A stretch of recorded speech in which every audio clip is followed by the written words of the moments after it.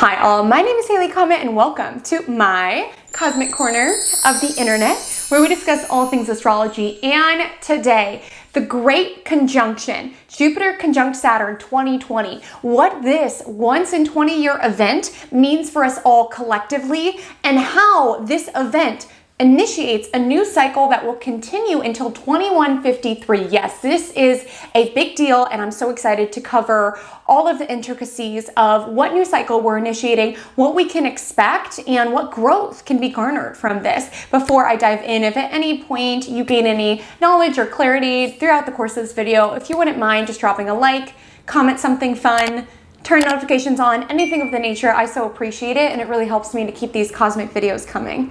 And without further ado, let's get into the video. Just wanted to quickly announce my holiday specials for the astrology lover in your life, where you can ask for it this holiday season. I have visual birth charts, which are customized for your natal chart with a border of words that describe your natal energy. It comes on its own or with a written packet of information. I also have 2021 cosmic calendars, which breaks down the year ahead by month with significant transits that are occurring within your chart and a co-creative mantra of how you can make the best of that energy. I have gift cards for consultations and for classes. The class gift card does come at a special rate of $99, and all of the classes I have slated for 2021 range from $125 to $150. So great way to lock in that holiday rate to learn astrology. And now let's get into the video, the Great Conjunction 2020. Now, I'm going to speak on a couple of things, and I just want to give a trigger warning, or at least a warning. My intention always with astrology is to empower, inspire, and educate. That is it. I never want to inspire any fear or fearmonger, ever. I think it's important to note patterns when they show up. But if you are someone where you're already in an anxious state because of 2020, I do recommend perhaps clicking off the video. So on December 21st, 2020, Jupiter, the planet of growth, expansion, luck, will meet up with Saturn, the planet of restriction, limitation, rules, and karma. So when two planets get together and they conjunct, their energies kind of combine. So Jupiter will influence Saturn to be more Jupiterian, and Saturn will influence Jupiter to be more Saturnian. And these two do seem at odds. And I have a video, I'll link it above, about how Jupiter and Saturn transiting within your birth chart, how you can make the most of, the two being together for a large part of 2021. However, collectively, with Jupiter is growth.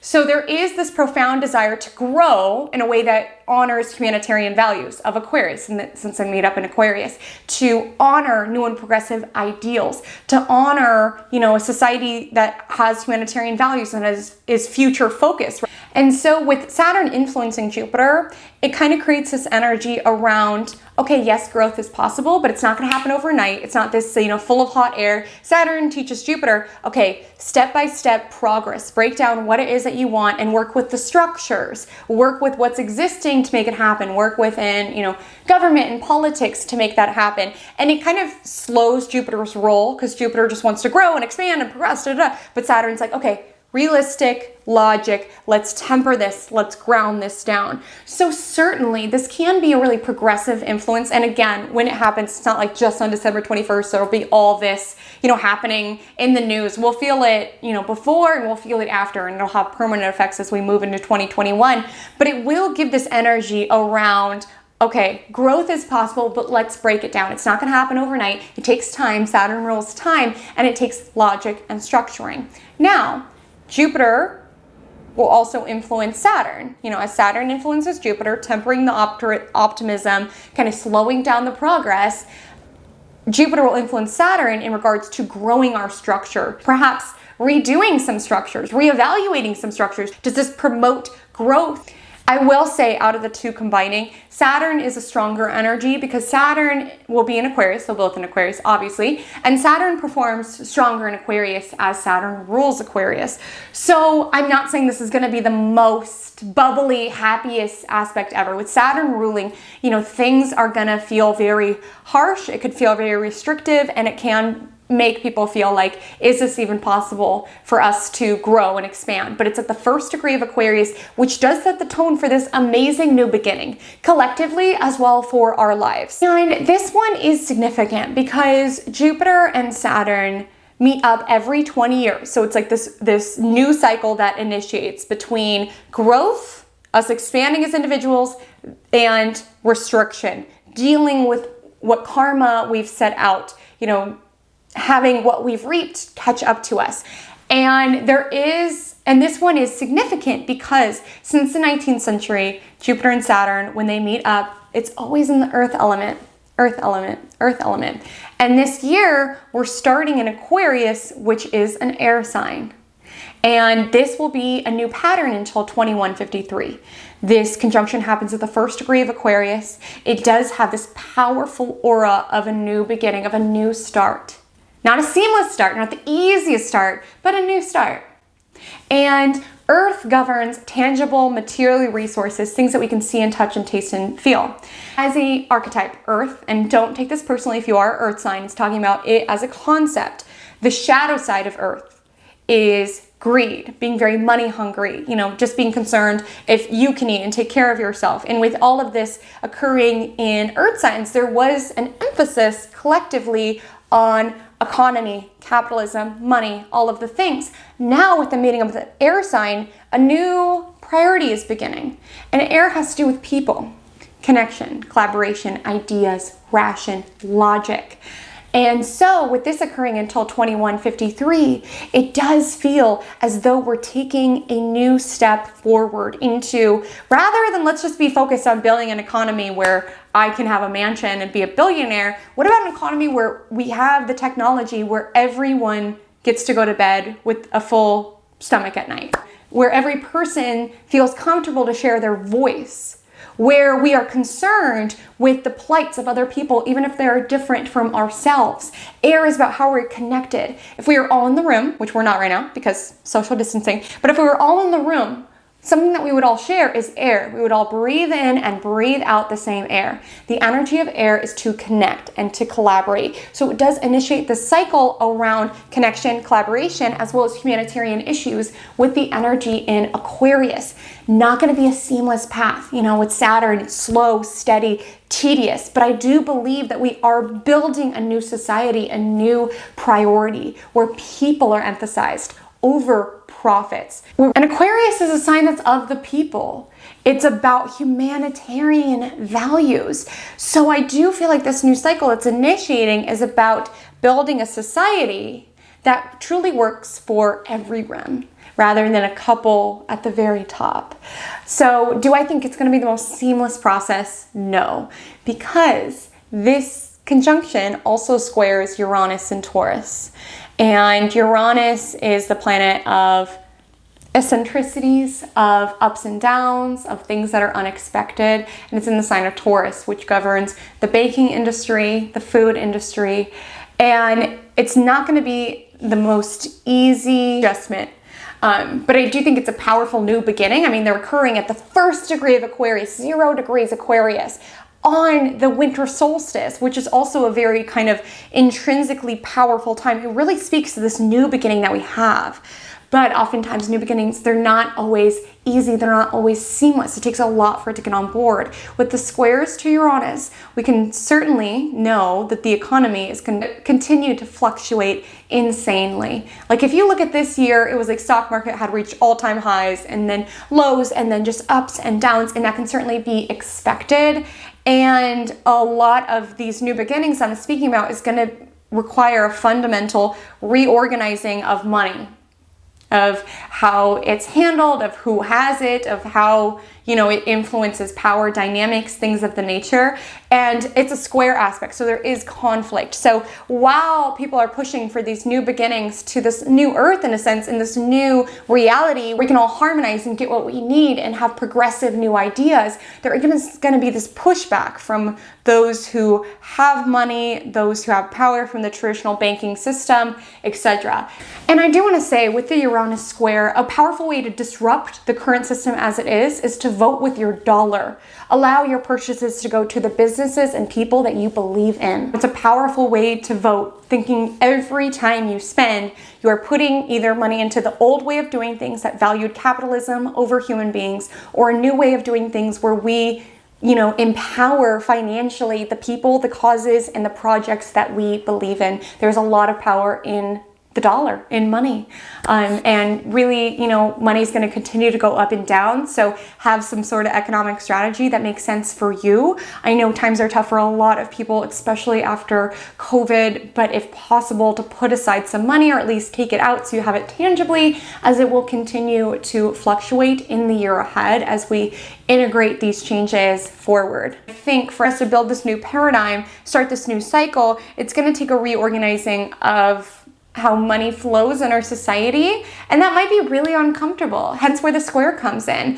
And it could really take this fight of people who are desperate to hold on to the old ways and those who really believe in a new way. It's not a seamless integration. There's gonna be this adjustment, and this aspect is really gonna permeate the energy of 2021. I feel like 2020 was destructive, like it was like pulling everything down to make us all realize like what a feeble, house of cards things are, when you pull back the manic pace of the economy and us always having something to do and flex culture. It's like 2020 really put the brakes on all of that and is like, okay, this is all, a joke. Let's see who really has the power here, who really has the power dynamics.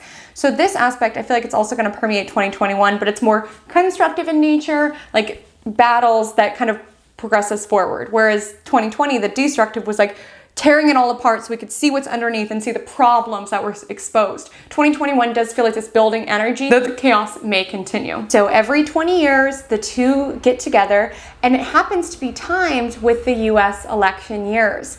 I do believe this is significant because it's like setting a new cycle. It's setting a new pattern every time the two of them get together. It's also worth noting on the note of the US that the US, the country, is a Sagittarius rising. That makes our ruling planet, this country's ruling planet, Jupiter. So when Jupiter meets up with Saturn, it's a time where the US as a country has to deal with what they have done. So it's when karma begins to catch up, shady business deals begin to catch up, things begin to catch up and accumulate. It's karma.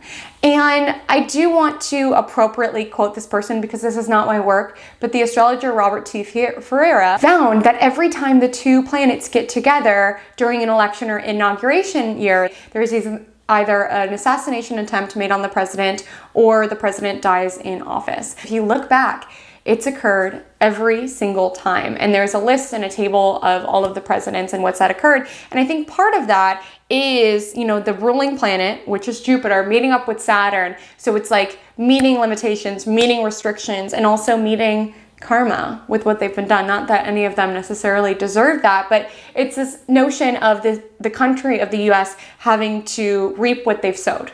It's a time of having to come to terms with karma, come to terms with, with US as a Sagittarius rising. It's just really optimistic, like, oh yeah, growth and growth and growth, and like the growth of capitalism and just like more and how it's like destroying the planet as well as destroying people's lives. It's like when it meets up with Saturn, it's like we can't grow infinitely. We need to strategize how to use our resources. Saturn rules finite resources logically and strategically. And so I don't mean to say that just to fearmonger or anything of the like, but I just want to impart this sense that Jupiter conjunct Saturn can mean some ramifications, particularly for the US because Jupiter is our ruling planet. I will say that with Jupiter conjunct Saturn, it's a 20-year reset of where your priorities have been. It's a time to reap what you've sown. And you might feel this feeling kind of stagnant, kind of stuck in your own growth. As I mentioned, between the two, Saturn is operating more strongly here. But if you've been doing your due diligence, it can be a moment of expansion, of launching yourself forward. And again, it won't just be on December 21st, you're like,